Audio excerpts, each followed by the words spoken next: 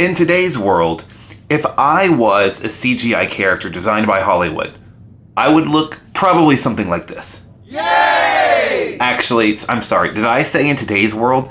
That's probably more like 2012. Let's try to show you what I would look like if I was a CGI designed character made by Hollywood in 2024. Yeah, that looks closer to about right.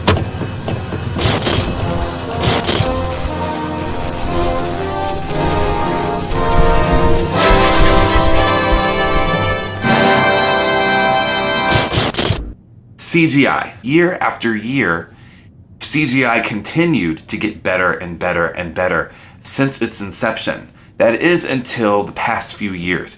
It really seems to have gone downhill. Almost like we're reverting to the days where CGI was in its infancy. So that's a really strange thing for me. Most of the examples that I'm going to be using all come from the previous year, 2023. Honestly, there are no excuses.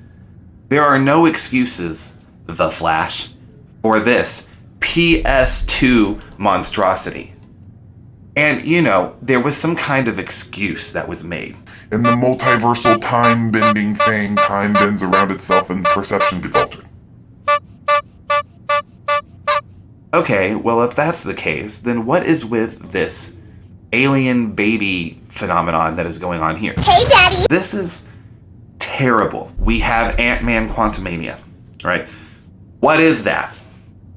What is that? This how I press it. Ah! What the fuck? 200 million US dollars. Okay, that's the budget. 200 million.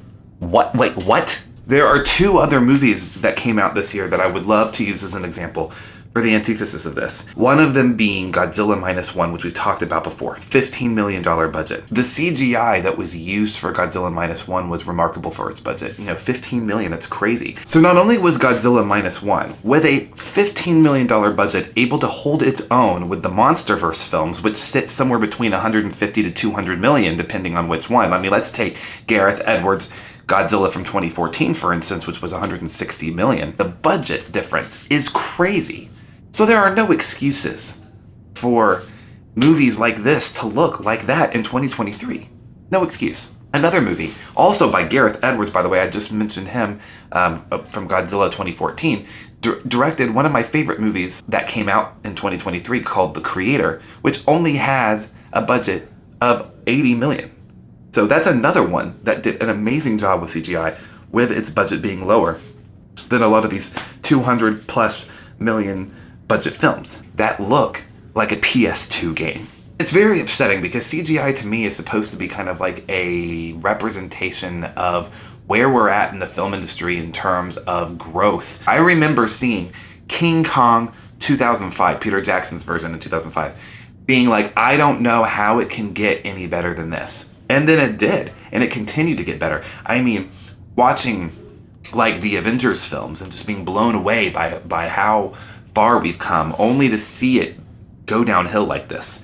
There's got to be some kind of common denominator. There's got to be something that's going on that's making these movies look as bad as they do. And, you know, I have my own theory on this. People are being overworked, underpaid, and forced to navigate that with really tight, rushed deadlines. I think there was a time where we wanted quality over quantity, but now we're in the era of quantity over quality, and we're just pumping them out. You know, basically these VFX artists are essentially working in a Hollywood sweatshop along with everyone else in the industry. And this is why Hollywood continues to really kind of eat itself. The closer that CGI is capable of looking and replicating reality, the harder it is to pull that off. And you know, these VFX artists are essentially pushed into a corner, and if they don't get it done in time, they say, all right, I guess that's it then, and that's what they put on the screen. We notice.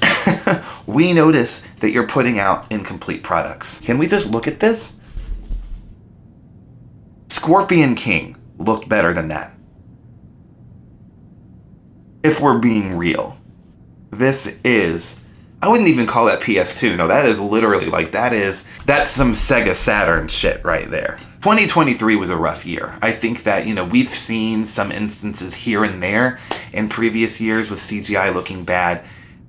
You know, particularly on TV shows, you know, where the budgets aren't as big, like, you know, like She-Hulk or whatever and other things. But I think in general, in terms of cinema, 2023, even though I feel like it was a great year for film, because if you look at my ranking videos, there was a lot of really good ones there, but it was a really bad year for VFX. Are we going to continue this in 2024? Can 2024 be the year where we moved on from that and start putting out quality again?